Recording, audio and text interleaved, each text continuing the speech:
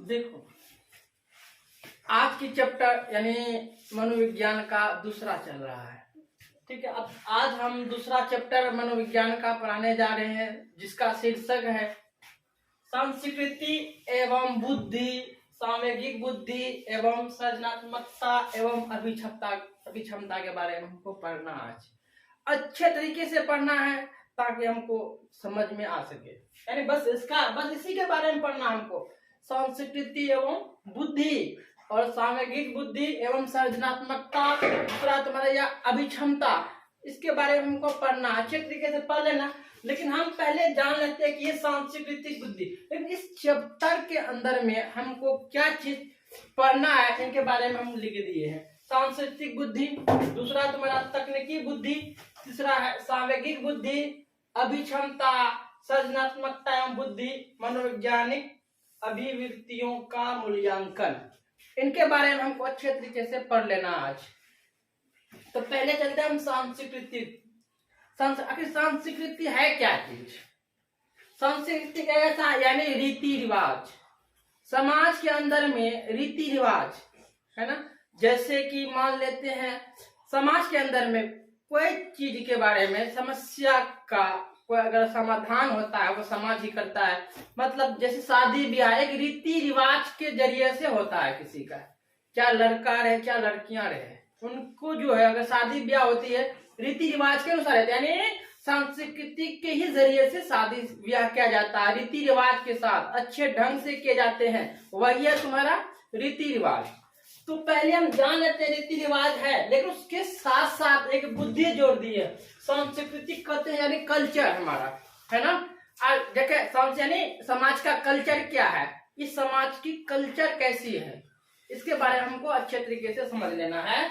जैसे संस्कृति जो है एक क्या है तुम्हारा रीति रिवाज है, यानी उसको कह सकते हैं अपना भाषा में रीति रिवाज, है ना। अब रीति रिवाज के अंदर में क्या क्या चीज आ जाते हैं, शादी भी आ जाते हैं, चाहे कोई चीज का प्रोग्राम आ जाते हैं, चाहे कोई चीज का, बहुत सारे चीज ऐसे हैं जो कि रीति रिवाज के जरिए से क्या जाते हैं, संस्कृति के जरिए से क्या जाता है। अब तो दूसरा तुम्हारा बुद्धि। अब बुद्धि देखो, बुद्धि ने या बुद्धि को जो परिभाषित प्रस्तुत किया है, पहला गाल्टन जी ने 1885 ईस्वी में बुद्धि का प्रस्तुत किया था। कौन? गाल्टन जी ने 1885 ईस्वी में पहला प्रस्तुत किया था।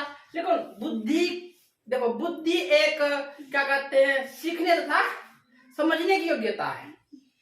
दूसरी बुद्धि एक योग्यता भी है, बुद्धि एक योग्यता है, साथ में अगर ये भी कह सकते हैं बुद्धि सीखने तथा पहचानने की एक शक्ति है, उसको हम बुद्धि कहते हैं। गाल्टन जी ने 1885 ईस्वी में बुद्धि का प्रस्तुत किया।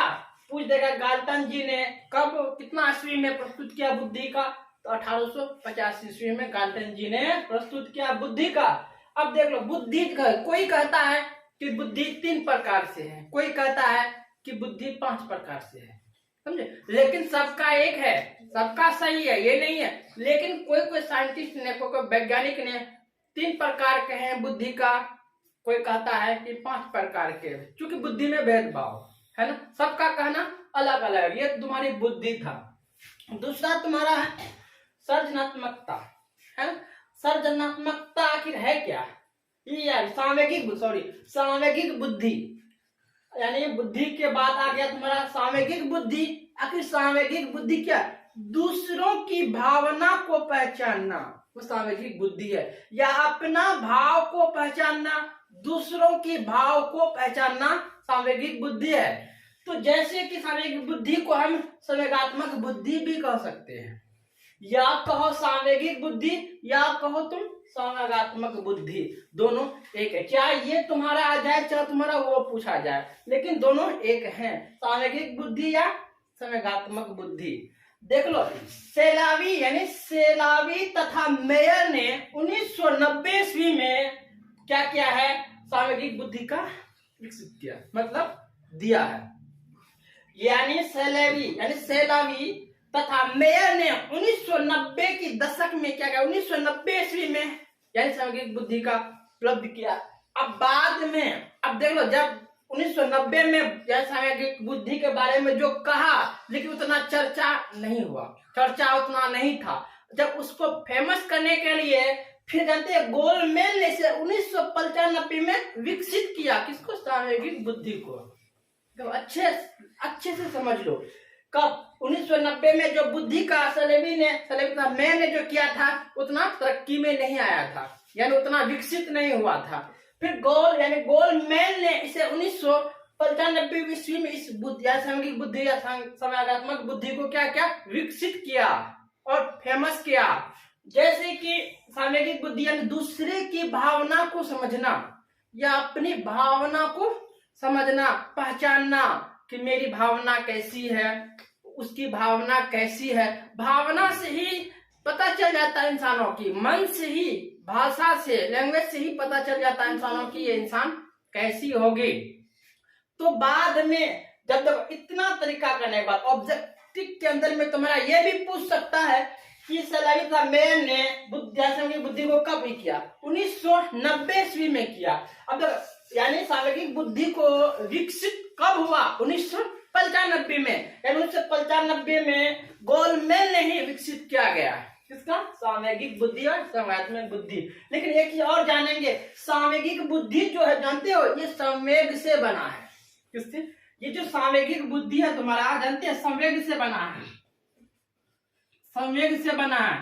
संवेग का मतलब क्या होता है? डर, भय, घृणा, प्रेम। ये कैसे, किससे बना है सामवेगिक बुद्धि? संवेग से बना है। संवेग जो है तुम्हारा क्या होता है? डर होता है, घृणा होता है, उसके बाद क्या कहते हैं? प्रेम होता है, भय भी होता है। तो ये इससे बना है। संवेग से ही क्या बना है? सामवेगिक बुद्धि, सामवेगिक बना है। संवेग से ही या पूछा गया संवेग मतलब संवेग यानी क्या कहता है? सामवेगिक बुद्धि किससे बना है? संवेग से बना है। सामवेगिक बुद्धि किससे बना है? वो संवेग से ही सामवेगिक बुद्धि बना है। अब चलो ये तुमको समझ में आ गई है। अब जो तुम्हारा क्या जानते हो? अभिक्षमता। अभिक्षमता तुमको अच्छे तरीके से हम समझा दिए थे कि अभिक्षमता ऐसी क्षमता है जो कार्य करने की क्षमता को हम अभिक्षमता कहते हैं, या कोई काम करना ही अभिक्षमता कहलाता है। जब तक मानव या कोई व्यक्ति को कार्य करने की शक्ति होती है, क्योंकि मानव एक्टिव मानव है ना, एक्टिव मानव। कोई भी मानव घर बैठे नहीं रह सकते, उसको अच्छा ही नहीं लगेगा। अच्छा जब नहीं लगेगा तो कुछ ना कुछ काम करते रहेगा, तो वो अभिक्षमता है।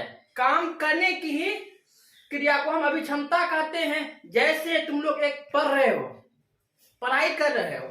पढ़ाई का मतलब क्या है? तुम एक काम कर रहे हो, एक विषय कर रहे हो, है ना, एक विषय को पढ़ रहे हो, एक सब्जेक्ट को क्या कर रहे हैं? पढ़ रहे हो। जब पढ़ रहे हैं तो वो अभिक्षमता कर रहे हो।